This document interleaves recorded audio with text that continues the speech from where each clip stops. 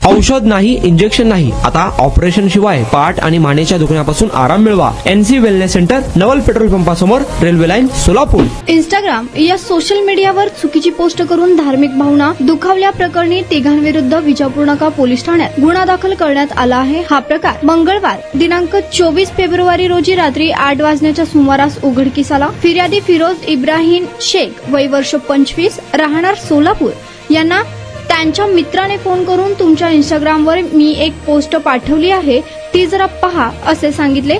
त्यानुसार फिरोज यांनी इंस्टाग्राम तपासले असता फोटो एडिट करून अश्लील हातवारे करताना व्हिडिओ पोस्ट केल्याचे आढळून आले. या प्रकारामुळे त्यांच्या धार्मिक भावना दुखावल्याची तक्रार त्यांनी विजापूर नाका पोलीस ठाण्यात दिली. या तक्रारीवरून संबंधित इंस्टाग्राम आयडी धारक व त्याच्या 2 साथीदारांविरुद्ध माहिती तंत्रज्ञान IT अधिनियमातील कलम 299 व 3/590 गुन्हा दाखल करण्यात आला असून पुढील तपास विजापूर नाका पोलीस करीत आहेत. आणि आता अवस्था अशी व्हायला लागली होती की मी बसत किंवा उभा राहत नव्हतो, तर जास्तीत जास्त झोपून राहायचा प्रयत्न करायचो.